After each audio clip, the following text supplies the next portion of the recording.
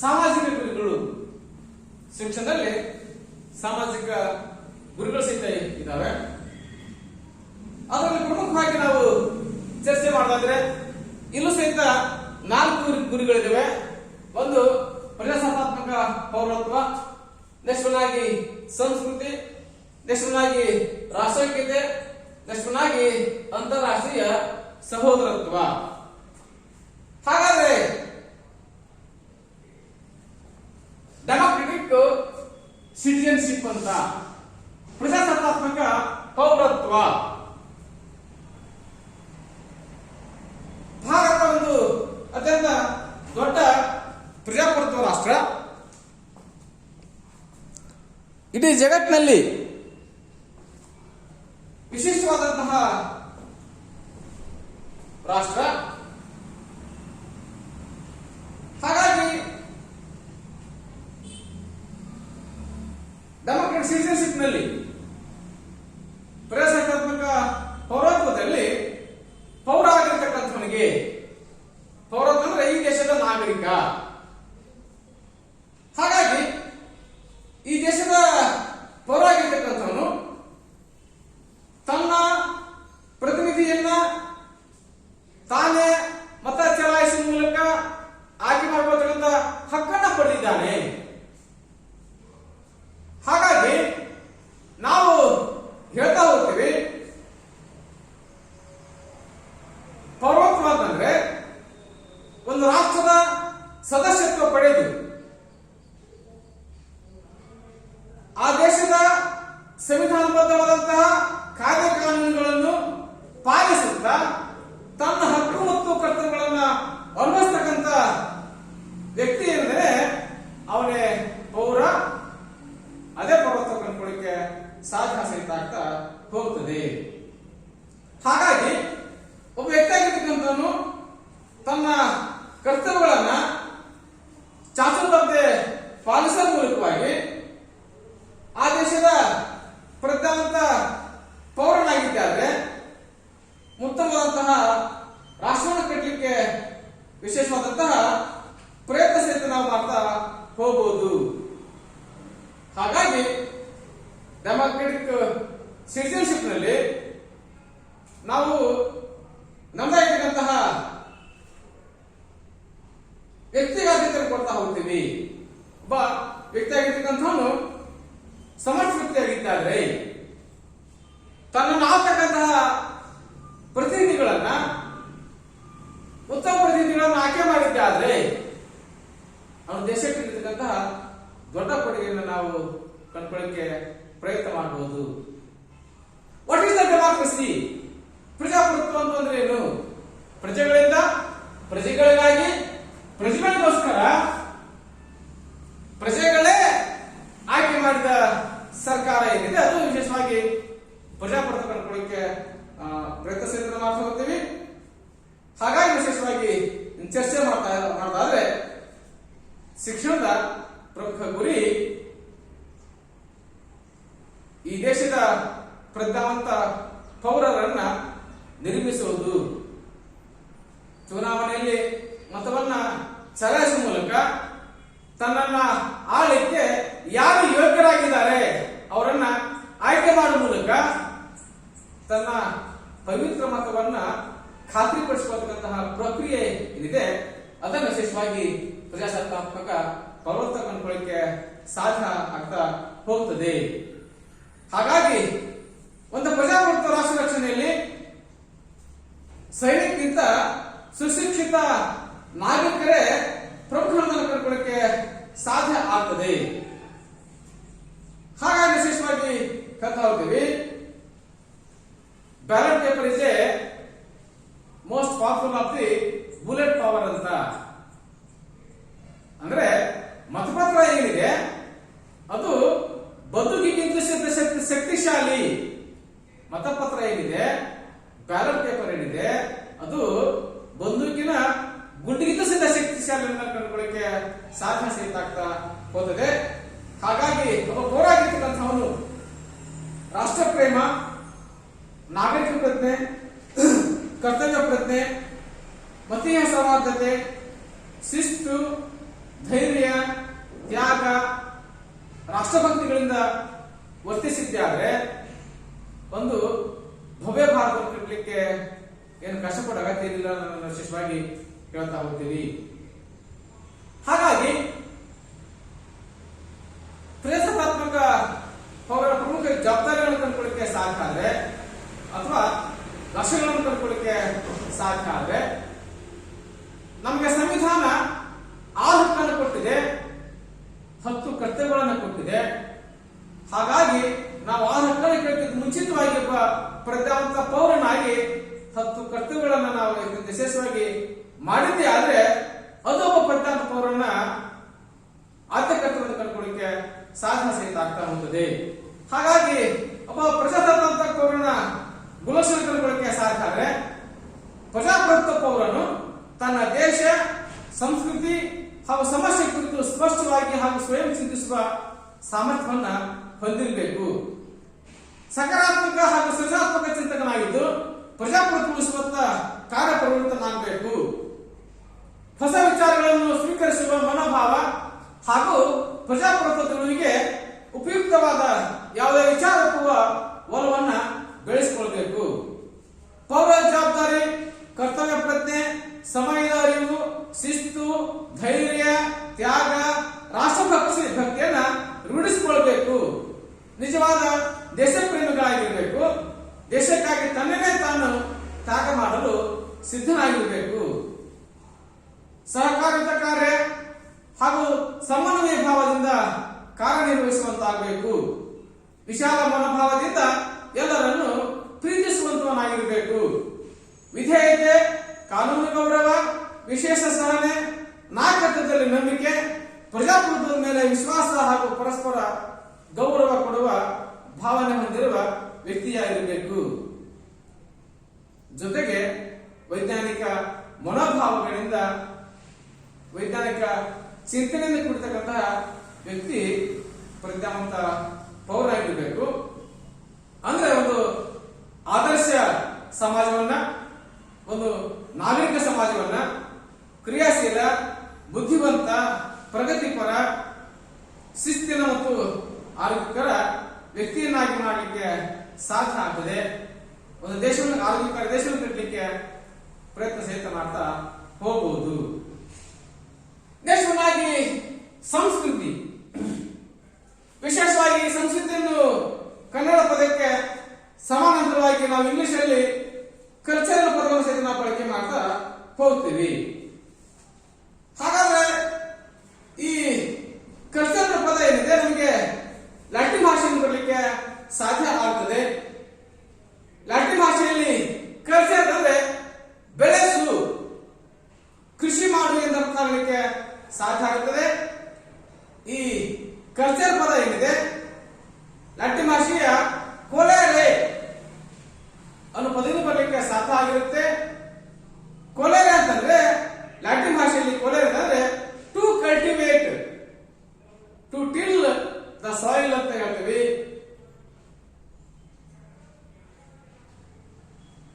ಸಂಸ್ಕೃತಿ ಅಂತಂದ್ರೆ ಏನು? ಒಂದು ನಾಗರಿಕ ಸಮಾಜ ಪರಂಪರಾಗತವಾಗಿ ತಲತಲಾಂತರಗಳಿಂದ ನಂಬ್ಕೊಂಡು ಬಂದಿರತಕ್ಕಂತಹ ಕಲೆ, ನೈತಿಕ ನಿಯಮ, ಕಾನೂನು, ರೂಢಿ, ಪದ್ಧತಿಗಳು, ಆಚಾರ ವಿಚಾರ, ಸಂಪ್ರದಾಯಗಳನ್ನು ನಾವು ವಿಶೇಷವಾಗಿ ಸಂಸ್ಕೃತಿಯನ್ನು ಕಂಡುಕೊಳ್ಳಿಕ್ಕೆ ಸಾಧ್ಯ ಆಗ್ತದೆ. ಹಾಗಾದ್ರೆ ಒಂದು ನಾಗರಿಕ ಸಮಾಜ ಪರಂಪರಾಗತವಾಗಿ ನಂಬ್ಕೊಂಡು ಬಂದಿರತಕ್ಕಂತಹ ಕಲೆ, ಸಾಹಿತ್ಯ, ಸಂಗೀತ, ವಿಜ್ಞಾನ, ವಾಸ್ತುಶಿಲ್ಪ, ಚಿತ್ರಕಲೆ ಜೊತೆಗೆ ಈ ಎಲ್ಲ ಮೌಲ್ಯಗಳೇನಿದ್ದಾವೆ, ಪರಂಪರೆಗಳಿದ್ದಾವೆ, ಆಚಾರ ವಿಚಾರಗಳೇನಿದ್ದಾವೆ, ಕಟ್ಟುಪಾಡುಗಳಿದ್ದಾವೆ, ನೈತಿಕ ನಿಯಮಗಳಿದ್ದಾವೆ, ಇವುಗಳನ್ನ ವಿಶೇಷವಾಗಿ ಸಂಸ್ಕೃತಿಯನ್ನು ಕಂಡುಕೊಳ್ಳಿಕ್ಕೆ ಸಾಧ್ಯ ಆಗ್ತದೆ. ನಾಗರಿಕ ಸಮಾಜದ ಪರಂಪರೆಗಳು ಅನಾಗರಿಕ ಸಮಾಜವಲ್ಲ, ಮೂಢನಂಬಿಕೆಗಳಲ್ಲ. ಹಾಗಾಗಿ ವಿಶೇಷವಾಗಿ ಚರ್ಚೆ ಸಹಿತ ಮಾಡ್ಬೋದಂತೆ ಈ ಎಲ್ಲ ಪರಂಪರೆಗಳಿದ್ದಾವೆ, ಎಲ್ಲ ಸಂಸ್ಕೃತಿಗಳಿದ್ದಾವೆ. ಒಬ್ಬ ವ್ಯಕ್ತಿಯನ್ನ ಸಹಿತ ಮಾಡ್ತಾ ಹೋಗುತ್ತವೆ. ಉತ್ತಮ ಗುಣ ಸ್ವಭಾವದ ವ್ಯಕ್ತಿಯನ್ನಾಗಿ ರಾಷ್ಟ್ರಗಳ ಕೆಲಸ ಸಹಿತ ಮಾಡ್ತಾ ಹೋಗುತ್ತವೆ. ಹಾಗಾಗಿ ಶಿಕ್ಷಣದ ಪ್ರಮುಖ ಗುರಿ ಏನಿದೆ, ಸುಸಂಸ್ಕೃತ ವ್ಯಕ್ತಿಯನ್ನ ನಿರ್ಮಿಸದೆ ಶಿಕ್ಷಣದ ಪ್ರಮುಖ ಗುರಿಯನ್ನು ಕಂಡುಕೊಳ್ಳಿಕ್ಕೆ ನಾವು ವಿಶೇಷವಾದಂತಹ ಪ್ರಯತ್ನ ಸಹಿತ ಮಾಡ್ತಾ ಹೋಗ್ತೇವೆ. ಹಾಗಾದ್ರೆ ಒಬ್ಬ ಸುಸಂಸ್ಕೃತ ವ್ಯಕ್ತಿಯ ಪ್ರಮುಖ ಲಕ್ಷಣಗಳೇನಿದ್ದಾವೆ? ಒಬ್ಬ ಸುಸಂಸ್ಕೃತ ವ್ಯಕ್ತಿಯ ಪ್ರಮುಖ ಲಕ್ಷಣ ಕಂಡುಕೊಳ್ಳಿಕ್ಕೆ ಸಾಧ್ಯ ಆದ್ರೆ ವಿಶಾಲವಾದ ಮಾನವನ ಆಸಕ್ತಿ, ಸಮಾಜಕ್ಕೆ ಒಪ್ಪಿಗೆಯಾದ ವರ್ತನೆ, ಸಾಮಾಜಿಕ ಸಾಮರ್ಥ್ಯತೆ ಹಾಗೂ ಸಮುದಾಯದ ಹಿತಚಿಂತನೆ, ಕಲಾಭಿನಂದನ ಗುಣ, ಸುಶಿಕ್ಷಿತ ವಿಚಾರವಂತ, ವಿದೇಶಿ ಹಾಗೂ ಗುಣವಂತ, ವಿನೋದ ಹಾಗೂ ಗುಣವಂತ, ಕಲೆ, ಸಾಹಿತ್ಯ, ಸಂಗೀತದಲ್ಲಿ ಆಸಕ್ತಿ, ಹೊಂದಾಣಿಕೆ ಗುಣ ಮತ್ತು ಪರರಹಿತ ಚಿಂತನೆ, ಕ್ಷಮಾಗುಣ ಮತ್ತು ಮತ್ತೊಬ್ಬರ ಹಕ್ಕನ್ನ ಗೌರವಿಸುವ ಗುಣ, ಜೊತೆಗೆ ಗೌರವ ನೀಡಿ ಗೌರವ ಸ್ವೀಕರಿಸುವ ಗುಣ. ಎಷ್ಟನ್ನಾಗಿ ಕಂಡುಕೊಳ್ಳಿಕ್ಕೆ ಸಾಧ್ಯ ಆಗುತ್ತೆ? ರಾಷ್ಟ್ರೀಯತೆ. ಮೊದಲೇ ಹೇಳಿದ್ದೀವಿ, ಭಾರತ ವಿಶಿಷ್ಟ ರಾಷ್ಟ್ರ, ವಿಭಿನ್ನ ರಾಷ್ಟ್ರ, ವಿಭಿನ್ನತೆಯಲ್ಲಿ ಏಕತೆಯನ್ನು ಸಾಧಿಸುವ ರಾಷ್ಟ್ರ ಅಲ್ಲ, ಸಾಧಿಸಿರುವ ರಾಷ್ಟ್ರ. ಹಲವಾರು ಜಾತಿ, ಧರ್ಮ, ಮತ, ಪಂಗಡ, ವರ್ಗ, ವರ್ಣ, ಭಾಷೆ ಇದ್ದಾಗೂ ಸಹಿತ ನಾವೆಲ್ಲರೂ ಒಂದು ಅಂತಕ್ಕಂಥ ಭಾವನೆಯನ್ನು ತಾಳ್ತಕ್ಕಂತಹ ಪ್ರಕ್ರಿಯೆ ಏನಿದೆ, ಅದನ್ನ ನಾವು ವಿಶೇಷವಾಗಿ ರಾಷ್ಟ್ರಕ್ಕಿಂತ ಕಂಡುಕೊಳ್ಳಿಕ್ಕೆ ಸಾಧ್ಯ ಸಹಿತ ಆಗ್ತಾ ಹೋಗ್ತದೆ. ಹಾಗಾಗಿ ವಿಶೇಷವಾಗಿ ಹೇಳ್ತಾ ಹೋಗ್ತೀವಿ, ವಿವಿಧತೆಯಲ್ಲಿ ಏಕತೆಯನ್ನ ಸಾಧಿಸತಕ್ಕಂತಹ ರಾಷ್ಟ್ರ ಏನಿದೆ ಅದನ್ನ ನಾವು ವಿಶೇಷವಾಗಿ ಭಾರತ ದೇಶ ಕಂಡುಕೊಳ್ಳಿಕ್ಕೆ ಪ್ರಯತ್ನ ಸಹಿತ ಮಾಡ್ತಾ ಹೋಗ್ತೀವಿ. ಶಿಕ್ಷಣ ಕೇವಲ ಜ್ಞಾನ, ಆರೋಗ್ಯ, ಪೌರತ್ವ, ಸಂಸ್ಕೃತಿ ಕೊಟ್ಟರೆ ಸಾಲದು. ಅದು ಪ್ರಮುಖವಾಗಿ ಭಾವೈಕ್ಯತೆಯನ್ನು ಕೊಡಬೇಕು. ಎಲ್ಲರನ್ನ ಒಗ್ಗಟ್ಟಾಗಿ ಇರ್ತಕ್ಕಂಥ ಕೆಲಸವನ್ನು ಶಿಕ್ಷಣ ಮಾಡಲಿಕ್ಕೆ ಸಾಧ್ಯ ಸಹಿತ ಆಗಿರಬೇಕು. ಅದಕ್ಕೆ ಹೇಳ್ತಾ ಹೋಗ್ತಾರೆ ಡಾಕ್ಟರ್ ರಾಧಾಕೃಷ್ಣ ಹೇಳ್ತಾ ಹೋಗ್ತಾರೆ, ರಾಷ್ಟ್ರೀಯ ಭಾವೈಕ್ಯತೆಯನ್ನು ಇಟ್ಲಿಗೆ ಕಾರ್ಯಗಳನ್ನು ಕಟ್ಟಲಿಕ್ಕೆ ಸಾಧ್ಯ ಇಲ್ಲ. ಅದು ಜನರ ಮನಸ್ಸು ಮತ್ತು ಹೃದಯದಲ್ಲಿ ಮೌನವಾಗಿ ಬೆಳಬೇಕು ಅನ್ನೋದನ್ನು ಕಂಡುಕೊಳ್ಳಕ್ಕೆ ಸಾಧ್ಯ ಆಗ್ತದೆ. ರಾಷ್ಟ್ರೀಯ ಭಾವೈಕ್ಯತೆ ಅಂದರೆ ನಿರ್ದಿಷ್ಟ ಧ್ಯೇಯೋದ್ದೇಶಕ್ಕಾಗಿ ಜಾತಿ, ಮತ, ಭಾಷೆ, ಪ್ರಾಂತ್ಯಗಳೆಂಬ ಭೇದ ಮರೆತು ನಾವೆಲ್ಲ ಭಾರತೀಯರು ಎಂಬ ಭಾವನೆಯಿಂದ ಕೂಡಿ ದುಡಿಯುವ ಮನೋಭಾವಕ್ಕೆ ಏನಿದೆ ಅದನ್ನ ನಾವು ರಾಷ್ಟ್ರೀಯ ಭಾವೈಕ್ಯತೆ ಅಥವಾ ರಾಷ್ಟ್ರೀಯತೆ ಕಂಡುಕೊಳ್ಳಿಕ್ಕೆ ಸಾಧ್ಯ ಸಹಿತ ಆಗ್ತಾ ಹೋಗ್ತದೆ. ಕೌಟಿಲ್ಯ ಹೇಳ್ತಾ ಹೋಗ್ತಾರೆ, ಜನನಿ ಜನ್ಮಭೂಮಿಶ್ಚ ಸ್ವರ್ಗಾದಪಿ ಗರೀಸಿ. ಜನನಿ ಜನ್ಮಭೂಮಿ ಅಂದ್ರೆ ಜನ್ಮ ಕೊಟ್ಟಂತ ತಾಯಿ, ಜನ್ಮ ಕೊಟ್ಟಂತ ಈ ಭೂಮಿ ಏನಿದೆ ಇದೆರಡು ಸಹಿತ ಸ್ವರ್ಗಕ್ಕಿಂತಲೂ ಮಿಗಿಲು. ಹಾಗಾಗಿ ತಾಯ್ನಾಡು ಮತ್ತು ತಾಯಿ ನುಡಿಯ ಬಗ್ಗೆ ಹೆಮ್ಮೆ ಪಡುವಂತಹ ಮಕ್ಕಳನ್ನು ತಯಾರಿಸುವುದು ನಿಜವಾದ ಶಿಕ್ಷಣ ಕಂಡುಕೊಳ್ಳಿಕ್ಕೆ ಸಾಧ್ಯ ಆಗ್ತದೆ. ಅದು ಶಿಕ್ಷಣದ ಪ್ರಮುಖ ಗುರಿಯಾಗಿರಬೇಕು. ಹಾಗಾಗಿ ನಾವು ವಿಶೇಷವಾಗಿ ಕಂಡುಕೊಳ್ಳಿಕ್ಕೆ ಸಾಧ್ಯ ಆದರೆ ಮಕ್ಕಳಲ್ಲಿ ರಾಷ್ಟ್ರೀಯತೆ ಕಡೆಯನ್ನು ಮೂಡಿಸಿಕೊಂಡಾಗ ರಾಷ್ಟ್ರ ಗೀತೆಗೆ, ರಾಷ್ಟ್ರ ಧ್ವಜಕ್ಕೆ ವಿಶೇಷ ಮಹತ್ವ ಕೊಡಬೇಕು. ರಾಷ್ಟ್ರೀಯ ದಿನಾಚರಣೆ ಹಾಗೂ ಹಬ್ಬಗಳ ಅರ್ಥಪೂರ್ಣ ಆಚರಣೆ ಮಾಡಲಿಕ್ಕೆ ಸಾಧ್ಯ ಆಗಿರಬೇಕು. ರಾಷ್ಟ್ರಕ್ಕಾಗಿ ತ್ಯಾಗ ಮಾಡಿದವರ ಜನ್ಮದಿನಗಳ ಆಚರಣೆ ಮಾಡಬೇಕು. ರಾಷ್ಟ್ರ ಭಾಷೆಗೆ ವಿಶೇಷ ಮಹತ್ವ ನೀಡಿ ಎಲ್ಲರೂ ಕಲಿಯುವಂತೆ ಪ್ರೇರೇಪಿಸತಕ್ಕಂಥ ಪ್ರಕ್ರಿಯೆ. ರಾಷ್ಟ್ರದ ಇತಿಹಾಸ ಹಾಗೂ ಸಂಸ್ಕೃತಿ ಬಗ್ಗೆ ಎಲ್ಲರಲ್ಲೂ ಒಲವು ಮೂಡಿಸಬೇಕು. ಅಂದ್ರೆ ರಾಷ್ಟ್ರದ ಇತಿಹಾಸ ಏನಿದೆ ಅಥವಾ ನಮ್ಮ ಸಂಸ್ಕೃತಿ ಏನಿದೆ, ನಮ್ಮ ಪರಂಪರೆ ಬಗ್ಗೆ ಮಕ್ಕಳಲ್ಲಿ ಪ್ರೀತಿಯನ್ನು ಮೂಡಿಸ್ತಕ್ಕಂಥ ಅಥವಾ ಶಾಲೆಗಳಿಂದ ಆಗಬೇಕು. ಎಲ್ಲರಿಗೂ ಶಿಕ್ಷಣ ನೀಡುವ ಮೂಲಕ ಪ್ರಜಾಪ್ರಭುತ್ವ ರಾಷ್ಟ್ರದ ಐಕ್ಯತೆಗೆ ಪ್ರಯತ್ನ ಮಾಡಬೇಕು. ಶಾಲಾ ಪಠ್ಯಕ್ರಮ ರಾಷ್ಟ್ರೀಯತೆಗೆ ಪೂರಕವಾಗುವಂತಹ ವಿಷಯಗಳ ಅಧ್ಯಯನಕ್ಕೆ ಅವಕಾಶ ನೀಡಬೇಕು. ಶಿಕ್ಷಕನ ಬೋಧನೆ ಪರಿಣಾಮಕಾರಿಯಾಗಿದ್ದು ರಾಷ್ಟ್ರೀಯ ಭಾವನೆ ಮೂಡಿಸಲಿಕ್ಕೆ ಸಾಧ್ಯ ಆಗಿರಬೇಕು. ಎಲ್ಲ ಕ್ರಮಗಳನ್ನು ನಾವು ಅನುಸರಿಸುವ ಮೂಲಕವಾಗಿ ರಾಷ್ಟ್ರೀಯತೆಯನ್ನು ನಾವು ಮೂಡಿಸಲಿಕ್ಕೆ ವಿಶೇಷವಾದಂತಹ ಪ್ರಯತ್ನ ಮಾಡಬಹುದು.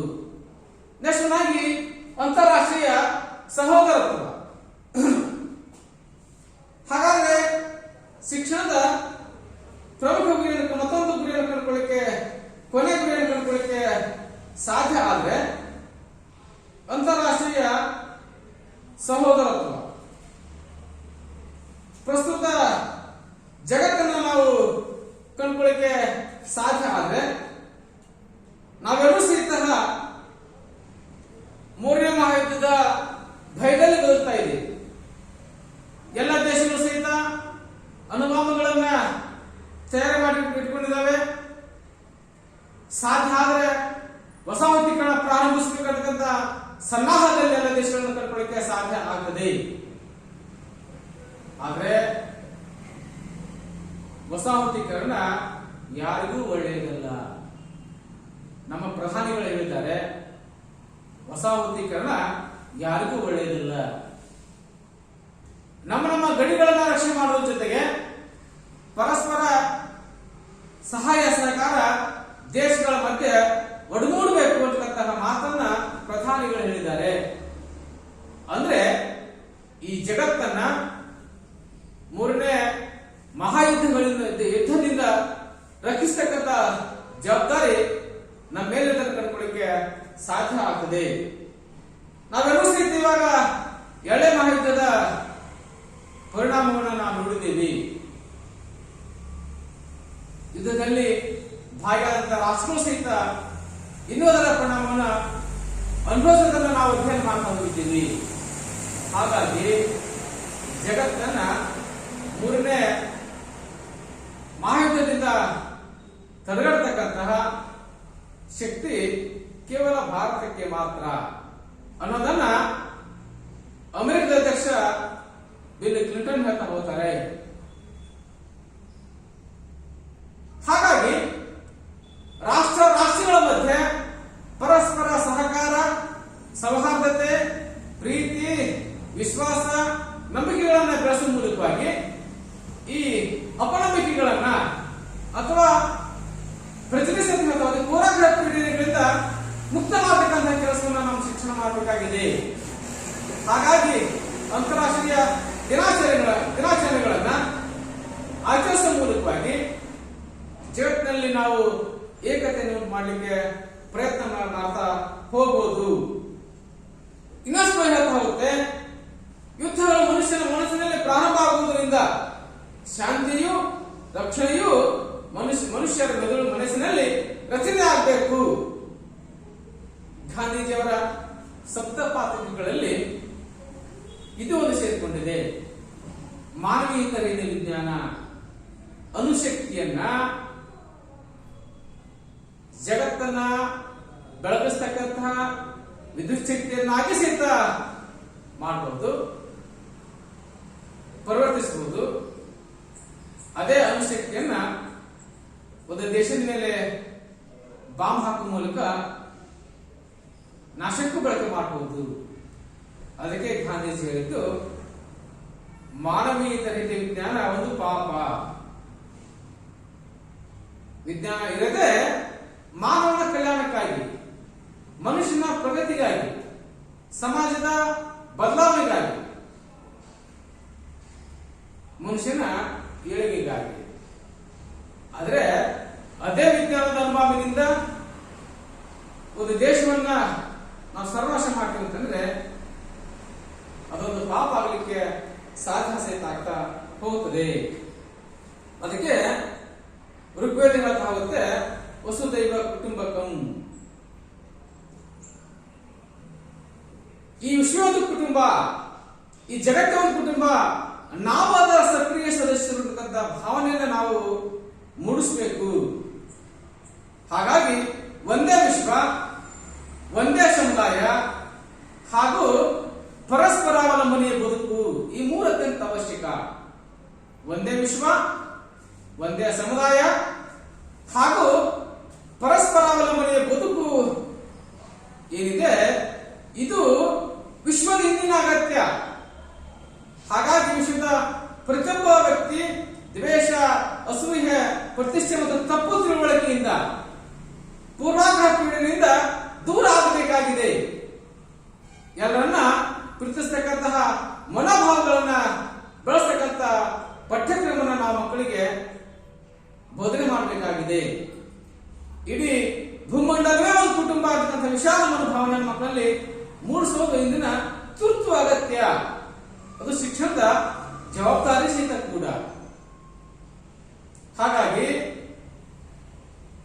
ನಾವು ಅತ್ಯಂತ ಪ್ರಮುಖವಾಗಿ ಶಾಲಾ ಪಠ್ಯಕ್ರಮದಿಂದಲೇ ಮಕ್ಕಳಿಗೆ ವಿಶ್ವ ಸಹೋದರತ್ವ ಮೂಡಿಸುವಂತಹ ವಿಷಯಗಳನ್ನು ಬೋಧಿಸುವುದು, ವಿವಿಧ ರಾಷ್ಟ್ರಗಳ ಸಾಧನೆ ಕುರಿತಾದ ವಿಷಯಗಳ ಅಧ್ಯಯನ, ಶಿಕ್ಷಕನು ವಿಶ್ವ ಭ್ರಾತೃತ್ವದ ಮನೋಭಾವನೆ ಹೊಂದಿದ್ದು ಮಕ್ಕಳಲ್ಲಿ ಅಂತ ಮನೋಭಾವಗಳನ್ನು ಮೂಡಿಸುವುದು, ವಿಶ್ವಸಂಸ್ಥೆ, ಯುನೆಸ್ಕೋ, ಯುನಿಸೆಫ್ ಮತ್ತು ಸಾರ್ಕ್ ಮುಂತಾದ ಅಂತಾರಾಷ್ಟ್ರೀಯ ಸಂಘಟನೆಗಳ ಉದ್ದೇಶ ಹಾಗೂ ಕಾರ್ಯಚಟುವಟಿಕೆಗಳನ್ನು ಕುರಿತು ತಿಳುವಳಿಕೆ ನೀಡುವುದು, ಅಂತಾರಾಷ್ಟ್ರೀಯ ಕ್ರೀಡೆ ಹಾಗೂ ಸಾಂಸ್ಕೃತಿಕ ಸ್ಪರ್ಧೆಗಳ ಸಂಘಟನೆ, ಮಾನವ ಹಕ್ಕುಗಳ ಪರಿಕಲ್ಪನೆ ಮತ್ತು ಮಹತ್ವವನ್ನು ತಿಳಿಸುವುದು, ಈ ಹಿಂದೆ ಘಟಿಸಿರ್ತಕ್ಕಂತಹ 2 ಜಾಗತಿಕ ಮಹಾಯುದ್ಧಗಳಿಂದ ಮಾನವ ಸಮುದಾಯದ ಮೇಲಾದ ದುಷ್ಪರಿಣಾಮ ಕುರಿತು ಸ್ಪಷ್ಟ ತಿಳುವಳಿಕೆ ನೀಡುವುದು, ಮಕ್ಕಳಲ್ಲಿ ಪರಸ್ಪರಾವಲಂಬನೆ, ವಿಶ್ವ ಭ್ರಾತೃತ್ವ, ನಾವು ಎಂಬ ಭಾವನೆ ಮುಂತಾದ ಮಾನವೀಯ ಮೌಲ್ಯಗಳನ್ನು ಬೆಳೆಸುವುದು, ಪರಸ್ಪರ ದ್ವೇಷ, ಅಸೂಯೆ ಮತ್ತು ಪ್ರತಿಷ್ಠೆಗಳಿಂದ ಮನುಕುಲದ ನೆಮ್ಮದಿ ಅಸಾಧ್ಯ. ಪ್ರೀತಿ, ವಿಶ್ವಾಸ ಮತ್ತು ಸಹಕಾರ ಭಾವನೆಯಿಂದ ಮಾತ್ರ ವಿಶ್ವಶಾಂತಿ ಸಾಧ್ಯ ಎನ್ನುವ ಸತ್ಯ ತಿಳಿಸುವುದರ ಮೂಲಕ ಮಕ್ಕಳಿಗೆ ಬೋಧನೆ ಮಾಡಿದ್ದೆ. ಆದರೆ ಒಂದು ಸುಂದರ ಜಗತ್ತನ್ನ, ಸುಂದರ ಬದುಕನ್ನ ಮಕ್ಕಳಿಗೆ ಕಟ್ಟಿಕೊಡ್ಲಿಕ್ಕೆ ಸಾಧ್ಯ. ಮುಂದಿನ ಪೀಳಿಗೆ ನೆಮ್ಮದಿಯಿಂದ ಬದುಕಲಿಕ್ಕೆ ಸಾಧ್ಯ ಅಂತ ಹೇಳ್ಬೋದು. ಎಲ್ಲರಿಗೂ ಧನ್ಯವಾದಗಳು.